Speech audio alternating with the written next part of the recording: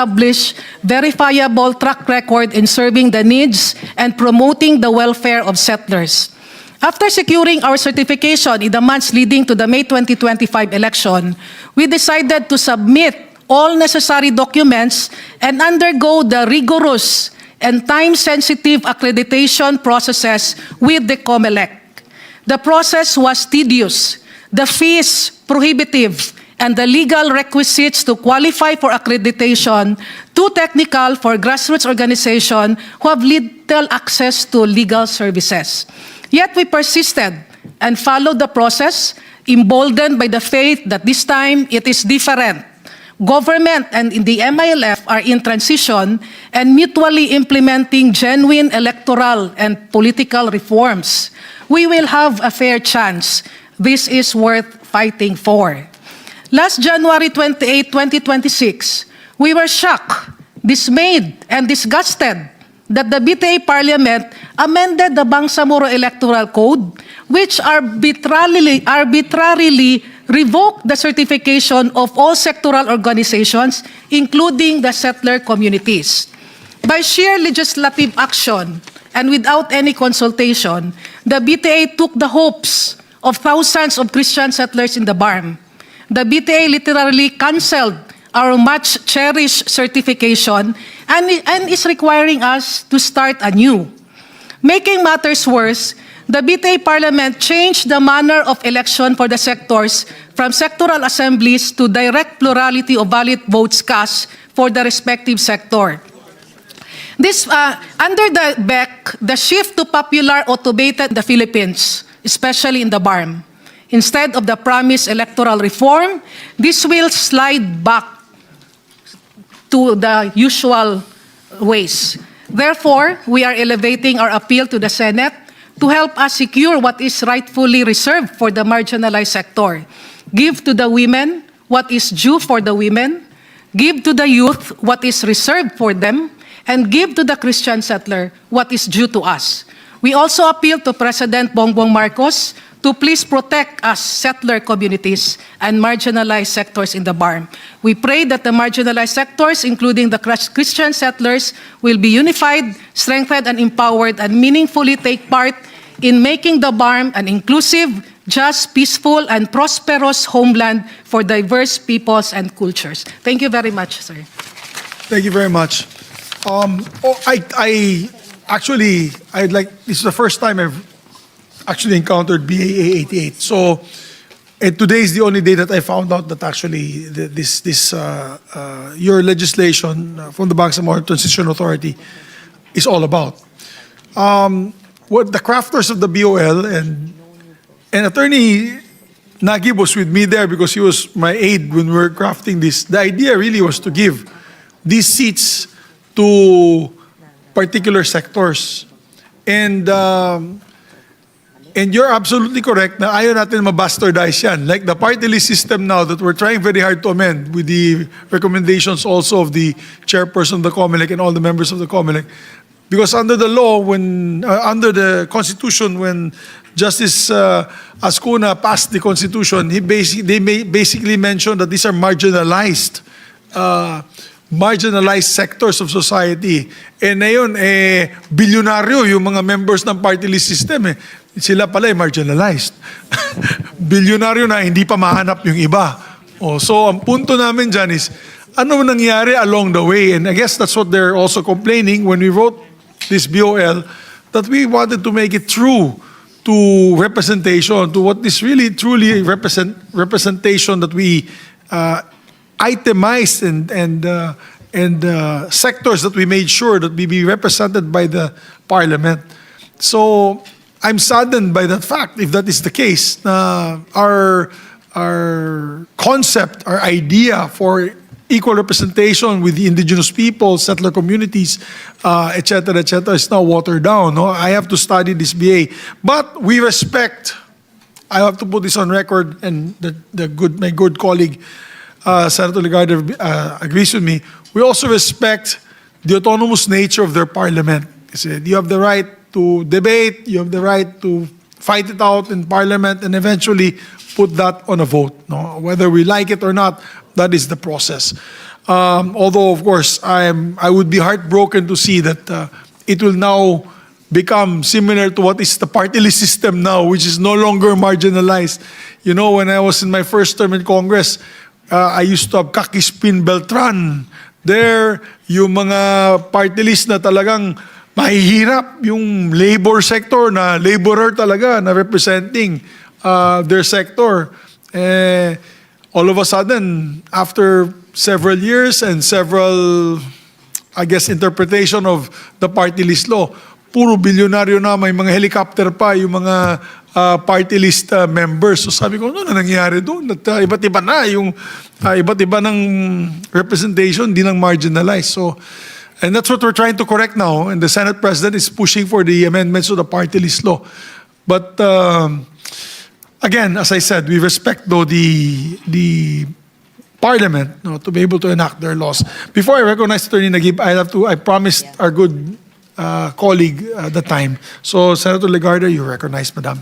Thank you very much, Mr. Chair. I welcome all of you to the Senate once again, and this is of great importance and interest to us, of course. Before I tell you of what we have done, not just in terms of legislation, but in terms of budgetary amendments for this year, allow me to just clarify the very important position that Attorney Arnado had mentioned. May I know the position of the BTA regarding the concern that there should be no new process of accreditation of political parties as well as sectoral organizations as provided for, in my understanding, this new legislation, is it BAA 88? Is that correct? We want to understand the wisdom behind this, the impact to the settler communities and the marginalized communities, and may we know, does this have any implication regarding the elections and perhaps the COMELEC's view on this? Because I must admit, this is new to me. I understand it was just enacted by the BTA last week. Number one, may connection ba ho ito at anong implikasyon sa ating magiging halalan? Pangalawa, what was the wisdom behind it?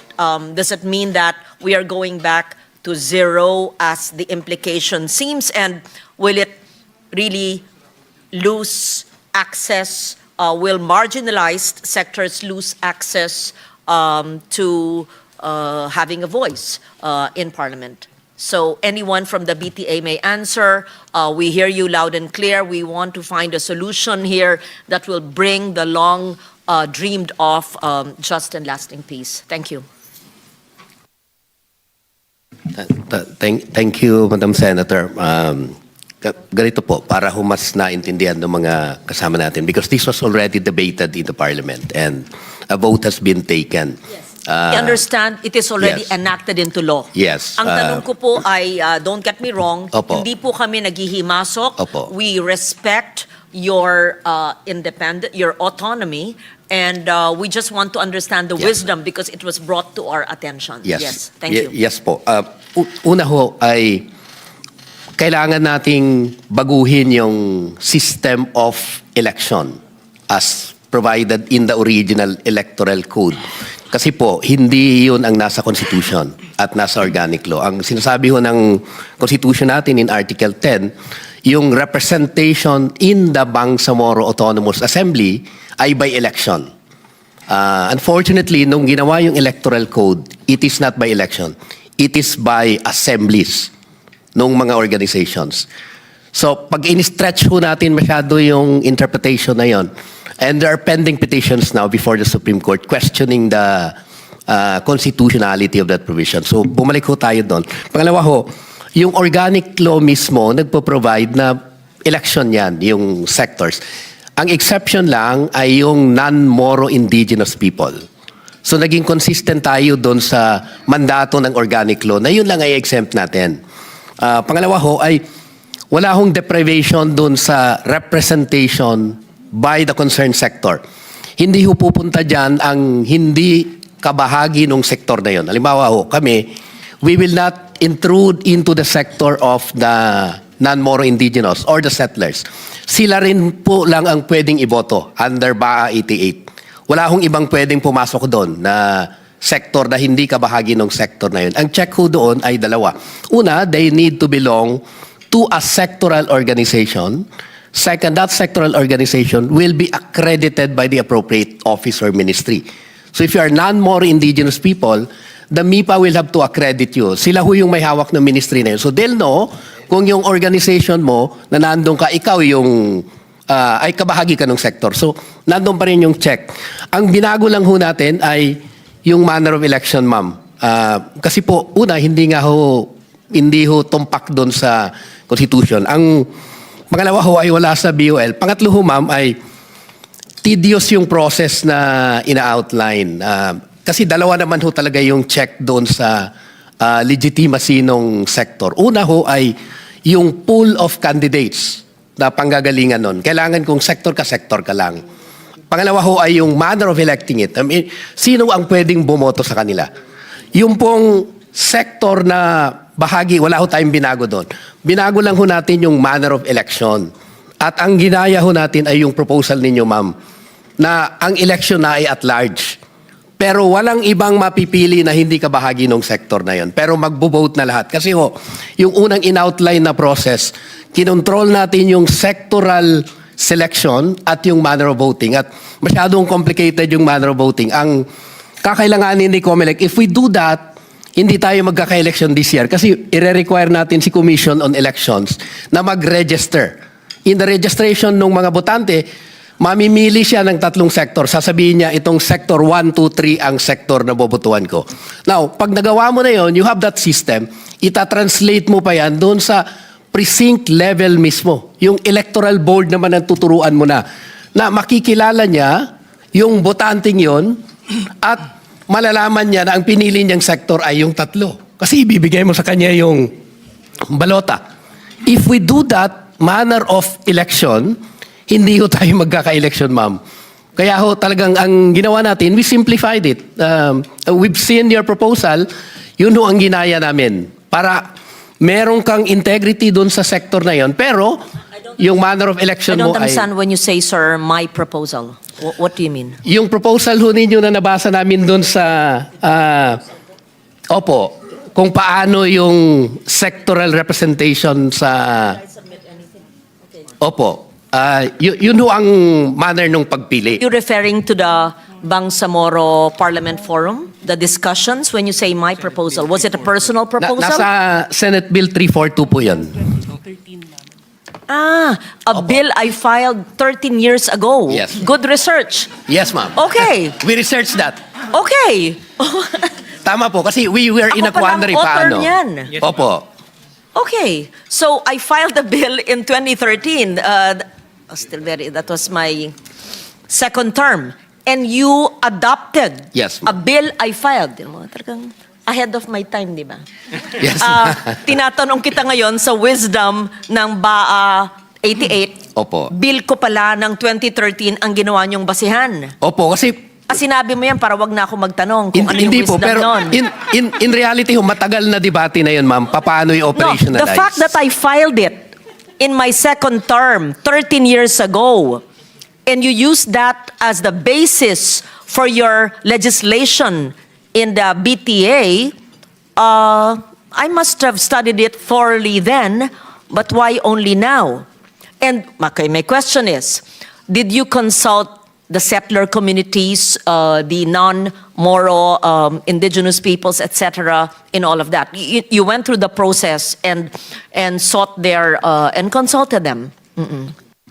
Yes, ma'am. Opo, nag-public consultation ho. In fact ho, yung representative nung settler community in the BTA Parliament voted yes in favor of this one.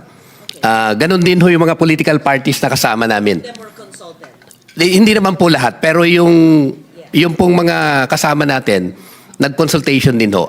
At yung representative ho nila mismo sa BTA. We take note of that. And thank you for acknowledging the authorship of the bill. Pwede palang ganon, magpa-file sa national, i-adapt. Kasi ang ginagawa ko po, para alam ng lahat, from before, I would always share my legislation, my bills, my resolutions, not just sa Senate, sa Congress, syempre, kasi bicameral, but also sa Bangsamoro. Yeah, I've always tried to share my wisdom, whatever. Ako pala ang author nung BAA 88 na tinatanong natin. Ikaw pa lang 2013. galit mo na yung MILF. Hindi sila galit sa akin. Hindi. No, ibig sabihin, they based it on a 2013 bill way back in 2013. So I'm trying to understand it. So my question to the COMELEC, does this have any bearing on the conduct of the elections? Will it make it more difficult? Or is it more convenient? Chair George Garcia, please. Thank you very much, Mr. Chair, Your Honor. Yung una po muna yung tanong na how will this affect the election? This will affect the date of the conduct of the election. Definitely, Madam Chair, Mr. Chair, Your Honor, dapat kakayanin namin ng May 2026 Bangsamoro parliamentary election. If we are going to implement solely the districting, BAA number 86.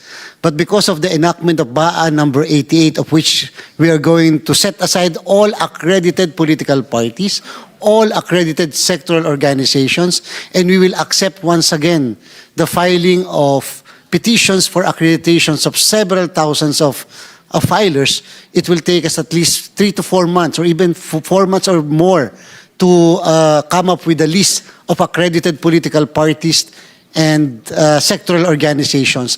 Kasi po, Mr. Chair, yung pong mga names ng political parties, including the logo, and the names of the sectoral organizations, which in this case, under BAA 88, tao na po ang i-elect ng mga mamamayan, hindi po names ng sectoral organizations will have to be printed in the ballots. Now, will this expedite or will this make easier the job of COMELEC?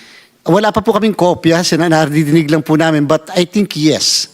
The reason why, Mr. Chair, is because, ganito po, kung hindi nagbago o hindi nila binago yung manner of election, by 2028, a single voter in the Bangsamoro will have 4 ballots. 3 ballots, 1 ballot each per sector, and 1 ballot for the national and local elections. In fact, we are required under the election code before nilang binago na mag-conduct ng re-registration of voters so that we will ask each and every voter in the 2.3 million voting population of the Bangsamoro, ano yung mga sectors ang gusto nyo? Wala pa po kaming nagagawa na gano'n. Wala po tayong classification ng kung anong sektor kabilang ang isang botante. Just to intercede. Pero as one of the, as the author and sponsor of the Bangsamoro Organic Law, we wanted to make it exact nga eh. Women, youth, settlers, IP. Alam niyo yung nangyari din sa party list system, bahala na sila. They claim to be women, but they're not really represent the women's interest. It's political interest, and so on and so forth. We actually patterned it under the European system. It was a European party list na walang face. It was just the idea of the party list, of the representation. That was the idea sana, Chairman. That's why, kung babalik tayo sa kanila, kung gagawin natin party list natin, Diyos ko Lord, God help BARMM. Diba? So yun lang, Madam Chair, Madam Senator, is my worry lang is, baka nga, ma-water down. So kung magiging party list lang yun, dapat yan, may representation talaga. It should be women, 1 box for women, 1 box for youth. Naka-enumerate yan eh, under the BOL. Meron po, meron po lahat. Yes. Properly represented ang lahat ng sectors. Ang manner of election lang, Mr. Chair. I don't think we'll have a problem because we already established earlier that we will not be synchronized. And therefore, it's just going to be a special election every 3 years. So definitely, hindi na kailangan 4 ballots yun. Pwede nang isang ballot lang for the BARMM elections, correct? Kung hindi po nila binago yung BAA 8, kung hindi po nila pinasa yung BAA 88, at yung susundin natin, yung original election code, yun po, we will be giving 4 ballots per voter. Okay. Sinasabi niyo po, Mr. Chair, na tama po yung pagpasa. Ito para maliwanag Kasi yung sinasabi naman ni Chair at yung gusto natin na representante ang mga sektor nandyan. Babasahin ko. 2013, nag-file po ako ng panukalang batas. At the time, SB 342. Okay, July 2013. This bill seeks to provide the enabling law for the implementation of the provision on local sectoral representation provided under Republic Act 7160, otherwise known as the Local Government Code of 1991. The Constitution encourages non-governmental, community-based, or sectoral organizations that promote the welfare of the nation. It also respects the role of independent people's organizations to enable the people to pursue and protect within the democratic framework their legitimate and collective interests and aspirations through peaceful and lawful means. Consistent with these state policies, Article 10, Section 9 provides that the legislative bodies of local governments shall have sectoral representation as may be prescribed by law, which essentially provides a venue for community-based organizations to participate in formal local governance processes. Local sectoral representation is an important step towards advancing the decentralization in the Philippine governmental system. Decentralization, among others, seeks to bring government closer to the people, making it more responsive to local needs, harness the participation of grassroots communities in public policy making. Participation of local sectoral groups in the local legislative bodies will help ensure that the interests of marginalized sectors are articulated, and this will allow them to contribute in making decisions that directly affect their social, political, and economic concerns. Section 41, Paragraph C of RA 7160 sought to pursue the constitutional provisions on local sectoral representation. However, 15 years since the enactment of 7160, remember I wrote this in 2013, at the time 15 years, this important provision remains unimplemented as of 2013 because it requires an enabling law for the same to be implemented, and this bill addresses that need for an enabling law to allow broader representation and participation of community-based and people's organizations in local governance. In view of the foregoing, the immediate passage of this bill is sought, and this is the bill I filed not only for Bangsamoro but for all local governments, because an enabling law was needed from the 1991 Local Government Code, and Congress was remiss in enacting it. That's why, even as a very young senator then, I saw the need for an enabling law, and therefore this bill was filed way back 13 years ago. Huh? You're still a young senator. Yeah. Okay. So when I was a younger senator, hindi napasa ito. And just so that the body knows, up to this time, hindi pa po nababatas, na isa sa batas, napakahalaga. Did I refile it? I will refile it because this will give a voice, as the chair says, to the women, to the indigenous people, to the vulnerable populations. Ito ang kailangan talaga, grassroots communities to have representation. So I am heartened to know that this was used as a basis for empowering community-based communities, both Moro and non-Moro, Muslim and non-Muslim. Hopefully, I did not see BAA 88. Hopefully, the intent of your BAA 88, for which this bill is your inspiration, as you say, I hope it did not divert from the intent of this law, which is much needed because it is an enabling law as mandated by the Constitution. So having said that, I am heartened that a 13-year-old bill, which the national government has not yet, Congress and national, have not yet prioritized, and I'm now emboldened to refile it and to push for it. And second, I hear loud and clear what the chair said, that if we did not pass it through the Bangsamoro Parliament, the elections cannot be held this year.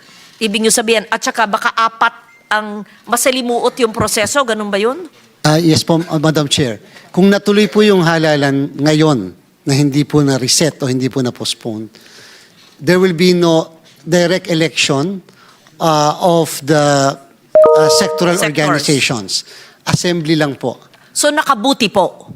So, ibig sabihin po, itong inspirasyon na sinabi niyong basihan ng BAA 88, hindi po na etsyepwera ang mga marginalized at vulnerable populations at communities. Sa halip, ito po ay magbibigay daan para po magkaboses at representasyon ng ating mga kababaihan at mga katutubo at ang mga non-Muslim groups. Ganun ba ho ang inyong perception, Chair? Yes po, Madam Chair. In fact, if I may, Madam Chair, we received several years na po, ang daming mga local officials, local chief executive, ang naghihingi sa COMELEC ng implementing rules or regulation on the provision of 7160.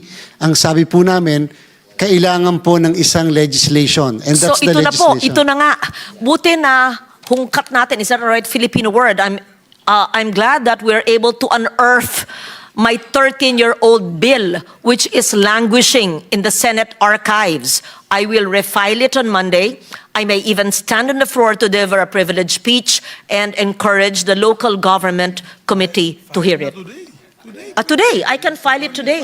Yes, but we have to update it. We have to update it. Yes, this is not, hindi naman to unahan. In fact, kung gusto mo i-co-author ito, kasi napakahaba na ng pending ito. So, thank you. I mean, we are enlightened by the wisdom of the chair, chair of the COMELEC, who tells us it is essential that it is also being asked by other local governments. At ang balik nyo, ang sagot nyo ay wala pang enabling law. So gagawa po tayo ng enabling law, pero syempre we will subject this to consultation. Yes. Okay. Madam. May I just, yes, thank you to our dear colleague. Baka we can file that already today. I'll be glad if you will accept me to be your co-author. Yes, I will. Before we proceed with that, so very clear, it is not a stumbling block towards the conduct of the earliest possible orderly and honest elections. In fact, nakatulong po, ganun ba yon, Chair? Not a stumbling block, Your Honor. I think the question po nila, yung sila po is really more on the setting aside of the already existing, duly accredited political parties But and the sectors. setting aside, it is not contained in my bill. That Not is contained. really an operational process, or baka po sa BAA, which I've not read, 88, dinagdag na nyo yung setting aside. Because here, clearly, there is no such thing as setting aside. There's no such thing as setting aside in your bill Yes. 13 years ago, Mr. Chair, Madam Senator, and therefore, wala pong effect whatsoever. Tama po kayo, operational po, nasa BAA 88, promulgated, enacted by the Parliament. Yes. So, the BAA 88 added, even if this is your inspiration, added the setting aside. Our question is, will the setting aside cause conflict because there is some disagreement, and is it bringing about now a stalemate, which is adding to the already difficult process? No? That's why may I ask, Hindi naman. yes, with the indulgence of my dear colleague. Chairman, let's say, nandyan na yan, in-approve na nila yung BAA 88. Can't you make an exception for those that are already previously registered, not to make it too difficult to them? Parang ease of doing business. Ika nga kung sa trade and industry, pass the ease of doing it. Baka worried din sila that they have to go through the whole process again of magastos. Kung representation nga natin binibigay ito sa mga marginalized, talagang hindi naman sila, they cannot avail of funds for new lawyers, for new applications, to go to your office in Manila. pwede bang magawa nyo ng paraan? Nandito naman yung buong COMELEC. The whole COMELEC is here. Maybe those who had filed previously, how many are they registered? How many were filed previously? Your Honor? 1,500 sectoral organizations filed. We accredited more or less 184 sectoral organizations from the different groups.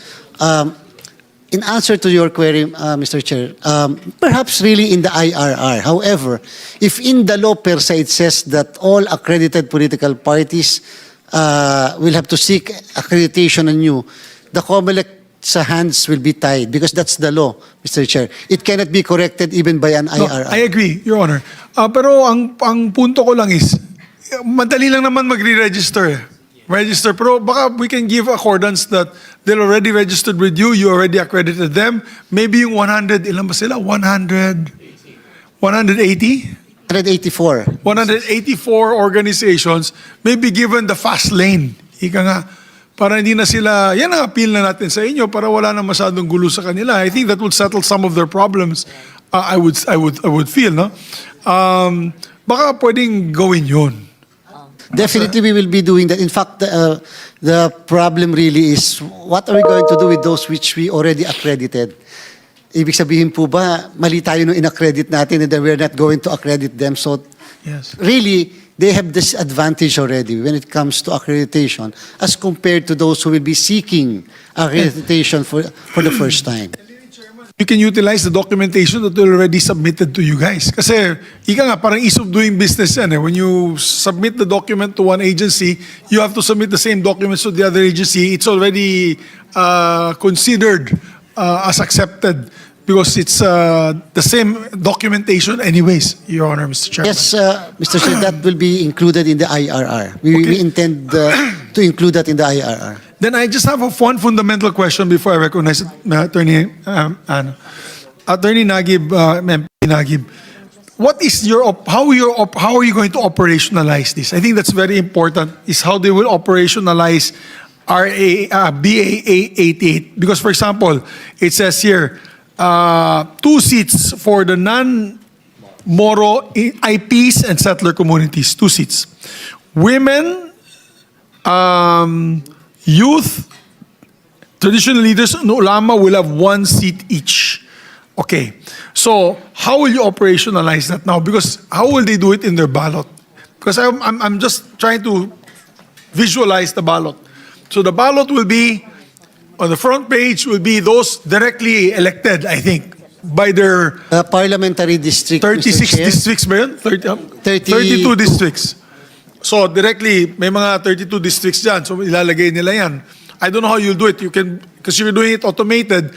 So it's only one name or one district seat, those who applied. So One district seat Yes. pertain to the district and then all the candidates for that That applied. particular district. yes, so that's one. At the top of the ballot. Below, that will be the 40. Yan ba yung political parties? Only the political parties po. So kung 10 o 20 kunwari, Mr. Chair, ang accredited namin, 20 lahat na political parties. Yung names ng mga nominees will not be included in the ballots. How will they vote? Kasi you need 40 seats for that. So how will you allocate that? By the most number? How will you do it, Chairman? Paano? Yun na po, Mr. Chair, yung binabanggit kanina po na threshold of 4% na nireduce ng Bangsamoro ngayon from 4% to 2.5%, meaning 4% or 2.5% ngayon of the valid votes cast for the political party. So for example, Mr. Chair, ang bumoto sa political party ay 100,000. So you get the 2.5% of 100,000. Kunyari lang po, Mr. Chair, isa lang ang nanalo.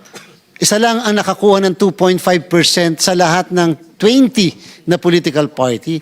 So yung political party na yung kanya lahat yung 40 seats. 40 seats. Kung dalawa silang nakakuha ng 2.5, hati sila tig 20. Kung tatlo sila, divided by 3 ang 20. So you're saying kung may mga 5 na nakakuha ng 2.5%, hati-hati sila sa 40 seats. But what happens about, don't you do a ratio as well? For Yes po, Mr. Chair. For example, kung 1,000,000 ang natanggap ng isang political party, like the party of MP Lanang, Ali, 1,000,000 silang bumoto dun. don't they get a bigger share of the 40 seats? Yes po, Mr. Chair. Proportional representation po yon. So basta dapat, Mr. Chair, ang basehan lagi is the number of votes cast, valid votes cast for the party list. That's why po, Mr. Chair, na-complicate lang nung una dahil meron pong presence nung none of the above. Yung po yung ni-resolve. Tinanggal na rin po yan. Tinanggal na nila yon. So, dun po ang pag-compute nila dyan. So, meaning to say, indeed, ibiniparehas, apat tayo nakakuha ng 2.5%, pero yung isa nakakuha ng 5%, mas malaki po yung mabibigay na So proportional representation. Yes po. That's very clear. Very good. Page 2, second page. Dito na yan sa ating mga seats reserved for sectoral representatives. Paano naman natin makokondak yan na yun? How, para we have an idea, more or less, since they passed already BAA 88 and the COMELEC is here, how now will we choose the 2 seats for the Moro indigenous, non-Moro IPs, the settlers, women, youth, traditional leaders? Will there be a box for women, box for youth, box for settler communities, and box for IPs? Ganun ba yan? Sir Chair, Magkakaroon ba sila ng ano? wala pa pong idea si COMELEC sapagkat hindi pa po effective yung law as of today. Because under their the law that they pass, it will become effective 15 days after publication. As of today, we have no knowledge that it was published already. So, Maybe I'll ask them. I'll ask the BTA. How do you conceptualize or operationalize this section 15, reserved seats for sectoral representatives? Paano natin ma-elect sila, Attorney Nagib? Kasi sa party list system na yun, it's only one. Our elections, tayo, when we vote, you only choose one. We cannot choose one for women. We cannot choose one for urban poor. We cannot. Only one. But under the BOL, we put we put them clearly defined. Is that what we're going to do? Clearly defined? So, 2 seats so there'll be opportunity to elect IPs and non-Moro settlers, etc., etc. So maybe we can ask attorney, how will it be done? Yung pong manner of election, sir, sinimplify natin, popular vote na. Except for non-Moro indigenous people. Kasi very specific yun sa BOL, nakalagay talaga. I-adapt natin yung sarili nilang sistema ng pagpili, yung non-Moro indigenous people. So hindi na sila masasali doon sa popular vote. But doon sa ibang sectors, women, youth, yung mga accredited na sectoral organizations, nagpa-accredit yan doon sa mga offices, ministries ng BARMM at ng Commission on Election, magno-nominate sila ng kandidato nila doon sa sector nila. So mga pangalan na ho at popular vote na. Hindi na assemblies ang gagawin natin. Kagaya nung nangyayari sa LGU ngayon. Alam mo, yung indigenous people's representative in the council in a LGU, yung sila-sila ang nag-assembly para mamili. This time around, it will be by vote. But my question lang is, are we going to really deliver to them those seats? The Yes, sir. sectoral representatives? Yes, sir. Unlike Wala the ho. party list system kasi that we have now. No, sir. It will not happen. Yung pong sector ng women, babae pa rin ang mapipili dyan. It cannot be entered by ibang sector, ibang tao. Yeah. Sila pa rin ang pipiliin natin. So how will the ballot look? That's why I'm asking. You want to operationalize this? Opo, How yung will the sector ballot ho, look? halimbawa, women. And then ilalagay natin yung mga kandidato nung lahat nung sectoral organization or sectoral wing ng accredited political party na nag-nominate ng kandidato nila. Doon tayo mamimili sa mga women na yon na So nominate. pangalan na, hindi na parties. Pangalan na ilalabas. Pangalan na po. How about, except for the indigenous peoples, Yes, sabi sir. mo, except for that, because they, even with us when we choose our IPMR, the indigenous peoples representatives in the local level, may sariling paraan. Free, prior, informed consent yan with all their leaders. So how about the youth? 1 seat. How about the ulamas? 1 seat. So pangalan din yun, Opo. ilalabas. From the nominees of the sectoral organizations accredited. Para mas sure lang natin na yung accreditation process ensures na yung sector lang ang mapipili natin. So Hindi tayo very lalabas clear, doon. Attorney Nagib, very clear right here in this committee that each of them will be represented in the parliament. Yes, sir.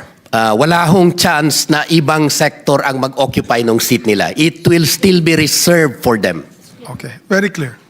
So Chairman, wala pa sa inyo yung batas pero sana ganun po mangyayari na paglabas ng balota ay women's, IP, settler community, pati yung... From the settler community, Additional. Attorney Arnaldo. Yes, please, Attorney. Thank you. Thank you for the clarification. We really appreciate this discussion. I just want to follow up that, sir, under the electoral code, there is a requirement for the special registration for sectoral voters. Because in the absence of a special registration, we will have no way of knowing who will be the voters for the settler. No, we have to determine who will be the voter for the women and who will be the voter for the ulama. So in this situation, absence the special registration, everyone, the 2.3 voters in the BARMM will be able to vote for the women. Or all, yes, for all sectors. And so that is our fear, because if that is the case, then we dilute the concept of reserved seat because it will now be dictated by the majority. Yeah, that's true. But I guess the wisdom kasi, Madam, of the BTA, and I'm just thinking, I'm just trying to find their train of thought here, is that throw it to the body. Parang to throw it to the population on who they want to be the representatives for the settler community. I know it's more difficult because definitely settler communities from Cotabato now have to reach out to the Basilan settler communities. They have to reach out to to Tawi-Tawi, to Lanao del Sur. Parang ganun ang lalabas. At ang mangyayari dyan, paramihan ang boto yan because who can get the most number of votes will represent that one seat in the settler community. I now am trying to understand the wisdom of why the BTA had done that. No, so, because what's going to happen, since it's only one seat, talagang labanan niya ng settler communities of all the provinces of the BARMM. Yes. Yes, please. I just want to follow up that to stress that under the present law, there is no requirement. They have not allowed for the special registration of voters. So ang problema po dito, we have no problem electing our representatives even through popular direct vote, because that is really the idea of the electoral code, for as long as we are clear that the ones voting are the settlers. But in the absence of the special registration, we will be overwhelmed by the 2.3 million voters. So that is just our apprehension and Ang gusto nyo, yung mga kapatid natin Muslim, hindi boboto sa inyo. yes.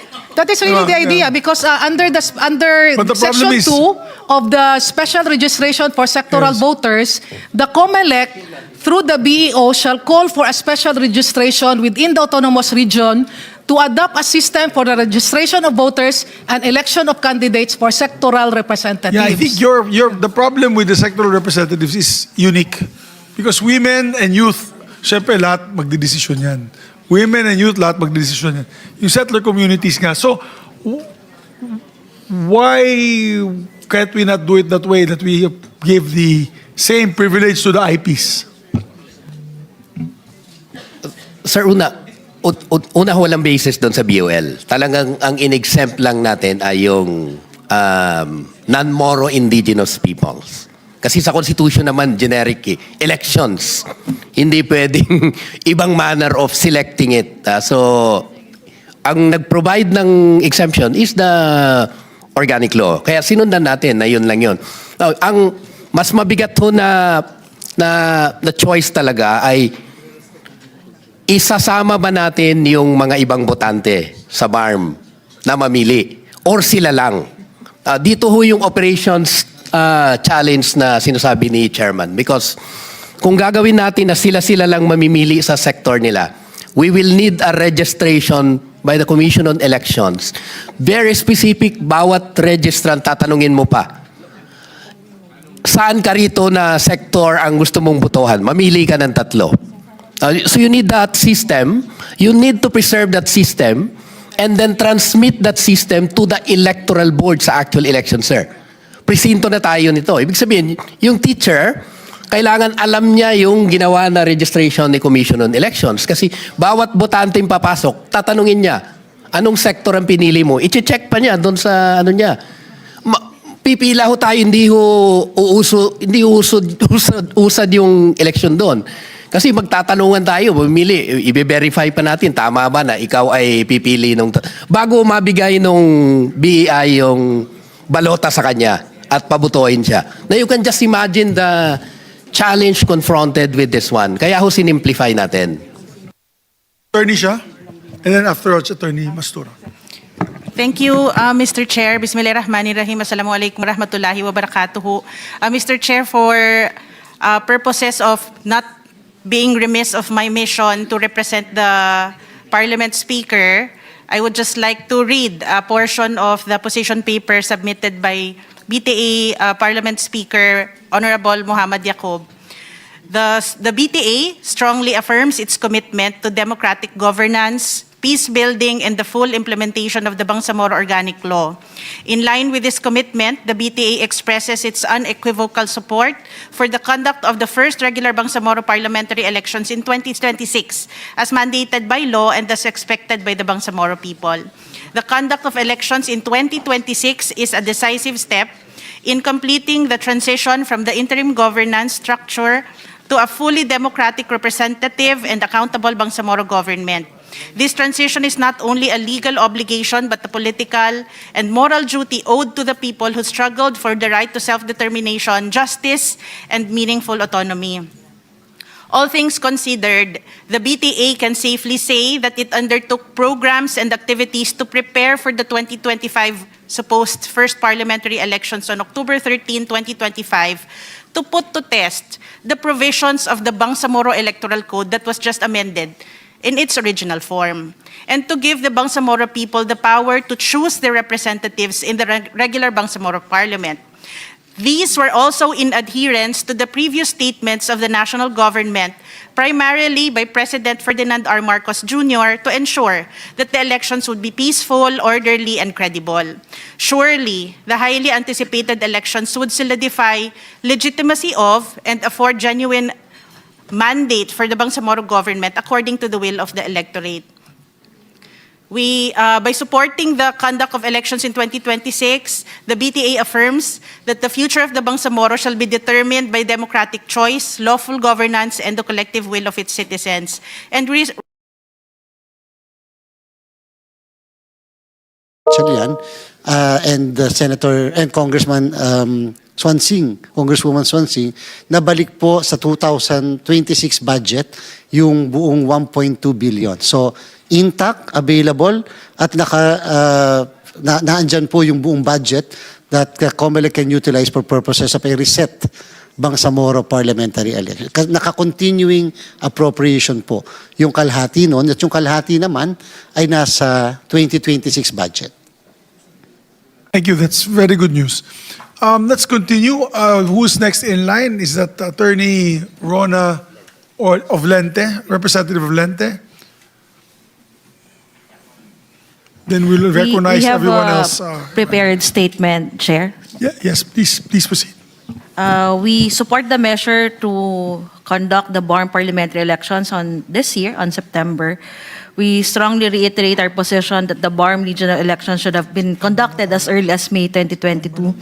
Just like what Chairperson George Garcia said earlier, every lawyer will have a different reading of law and jurisprudence. This is the case in our reading of the Abbas-Kida case. As to synchronization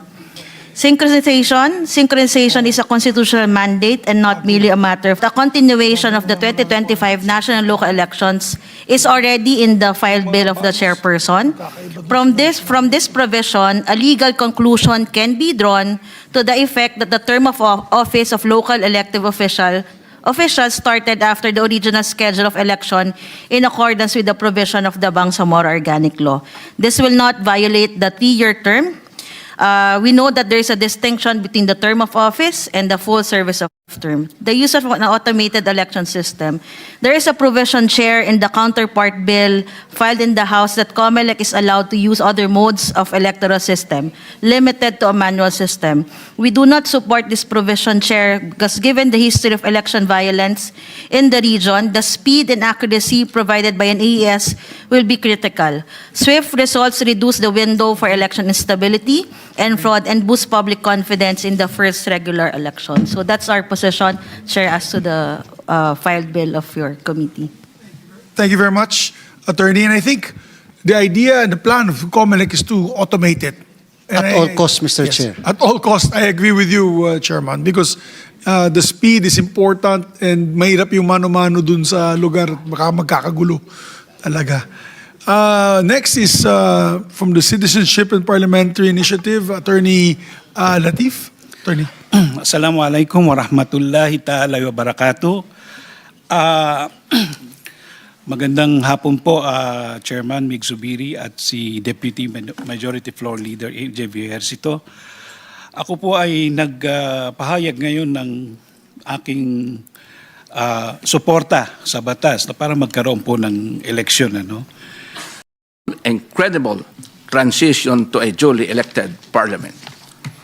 Perforce, without such a law, any proposed schedule remains purely speculative, leaving the regional government in a state of indefinite extension and depriving the electorate of a concrete date for democratic exercise.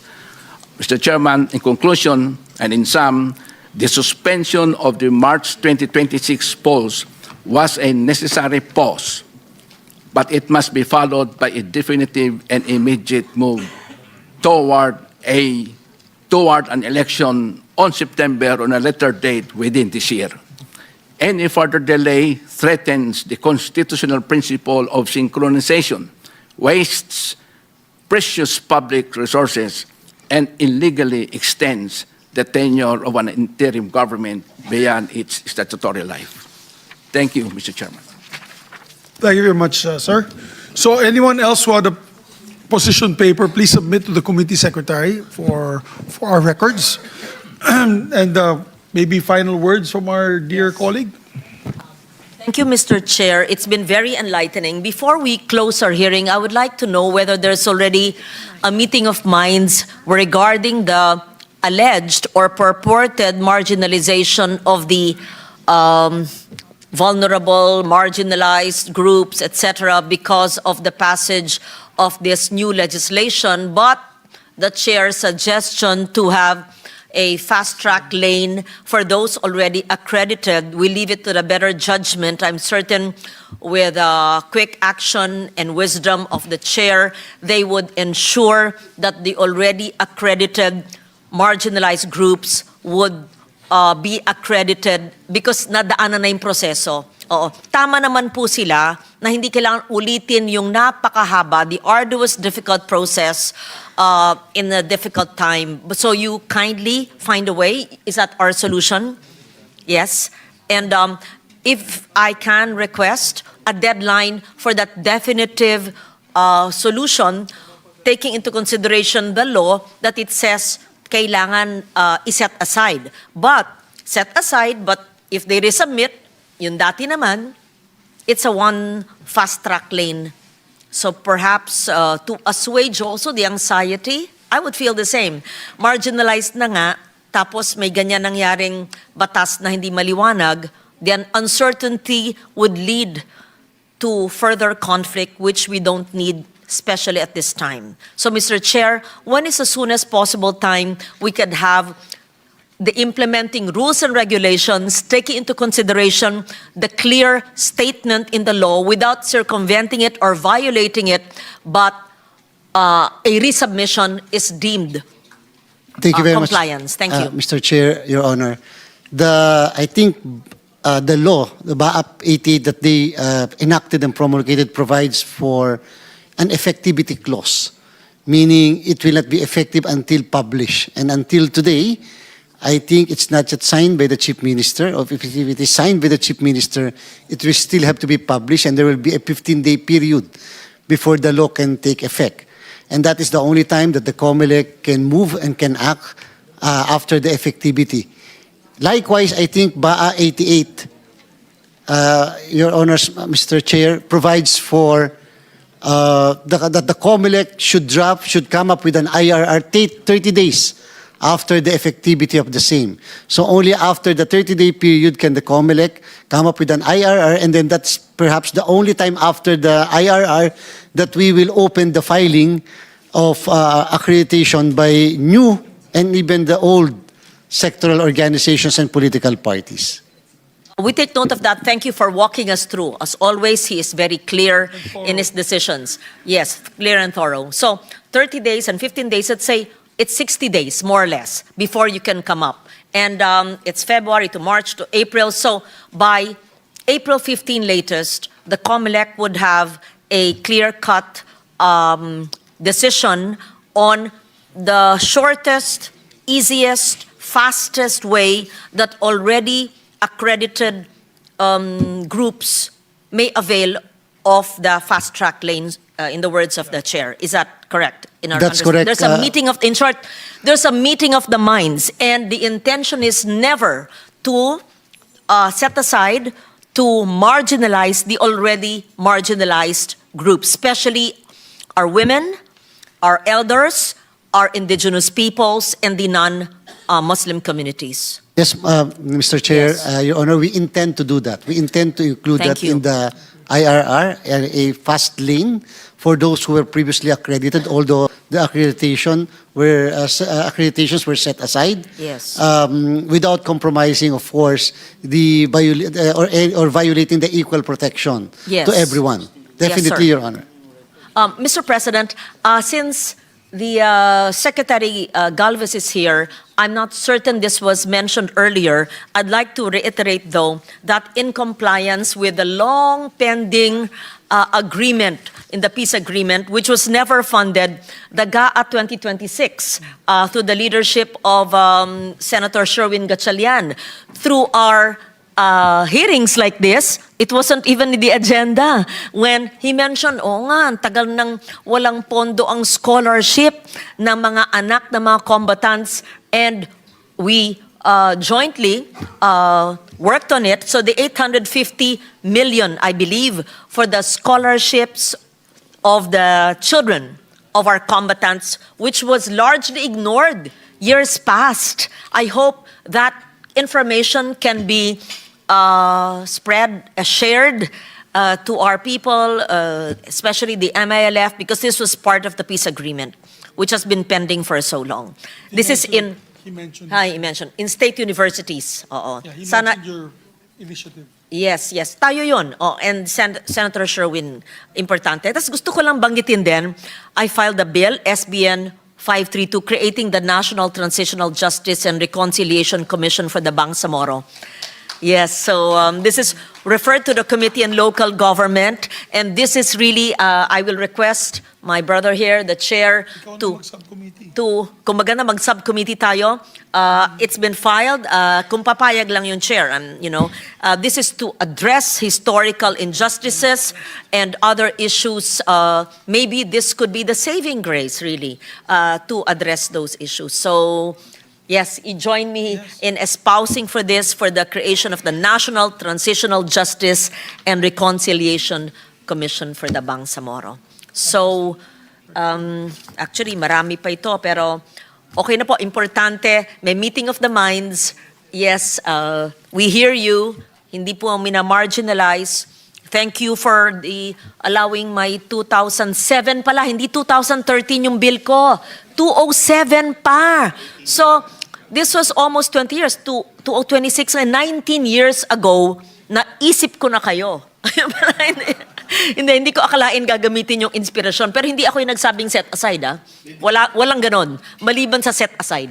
Yun. Anyway, thank you, Chair. Thank you Yes. very much to our very hardworking colleague, Senator Lauren Legarda, who, by the way, will be having a meeting, I think, with the Congress Bangsamoro Parliament Forum. Yes.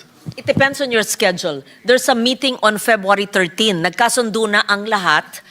We're waiting for your schedule because you have to be there.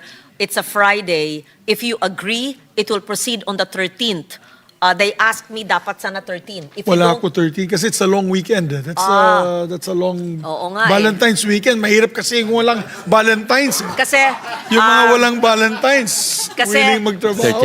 sa mga family man, syempre, long weekend, ganon. Eh ako kasi, hanggang Biyernes dito at saka Sabado, minsan nandito ako sa opisina eh. Yung mga walang Valentine, nagkatrabaho maski weekends. I was hoping, Madam, we can move it a week after siguro. If the week after, we will leave it to them. But Yes. you have to be there. That's yes, absolutely, ma'am. Thank you. The co-chair. Yes. Yes, Thank you Attorney po. Shah, could we move it kaya a week after? Kaya pa ya? Meron pong Communication meeting ng kami House. yesterday ng mga members po ng contingent from the Bangsamoro. May reservations lang po ng Ramadan, sir. So the Ramadan will start, inshallah, 17 or 18. Kaya baka mga March 20 po yung Eid. After na lang po if you are okay with it, sir. At saka may ang house. Lie. Ang house, hindi rin sila pwede. Yung house is hindi rin available ng February 13. After Ramadan na sila. So after Ramadan. This morning, Yeah.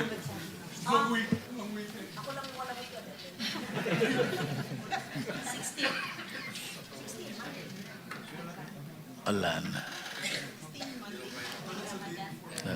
The day before Ramadan, no more.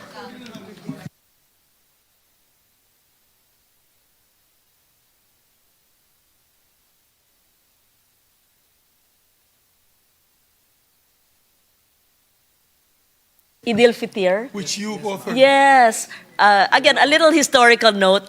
I was a very young senator, first term, when I authored the Idil Fitir and the Idil Adha. That's First, right. Hindi na- yes. It was magkasama sa isang panukalang batas.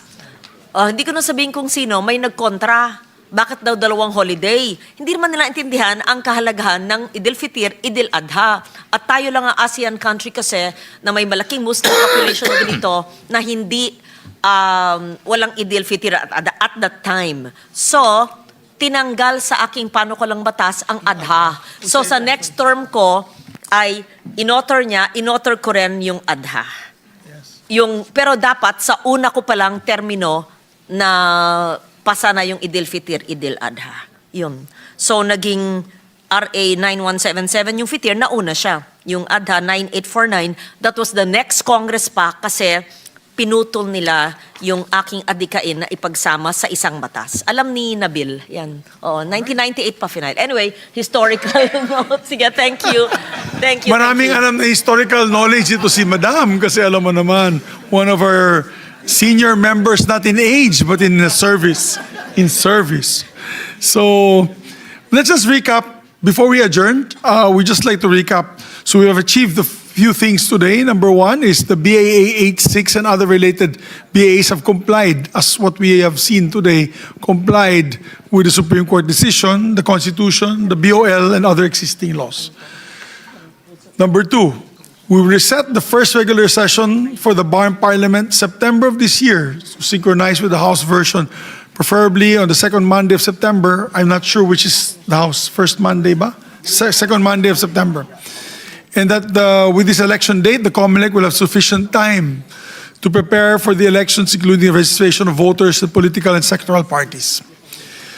At least, number three, that at least the resolution of the BTA, we might need this, gentlemen and ladies of the BTA, a resolution of the BTA Parliament be passed expressing that the conduct of the first regular election of the BARMM Parliament is primordial consideration over the plebiscite over the division of the municipality of Datu Sinsuat. And that plebiscite can happen after the first regular elections of the BARMM Parliament. That will also be able to guide the COMELEC na diretso na po tayong preparation sa election. And at number four, the next regular election shall be held every 3 years. I am in the agreement that we should protect the mandate of 3 years for the members of the parliament. Meaning, since this will be a special law, we will not synchronize the succeeding BARMM parliament regular elections with the national and local elections. And that also gives us time to focus on the regional elections in the BARMM each time. So with that, thank you very much for your time. Thank you so much, guys.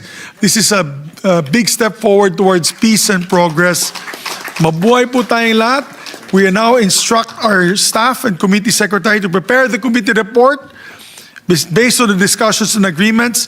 And I commit to you that we will pass this third and final reading before our break this March. So maraming salamat po. God bless you all. This hearing is hereby adjourned.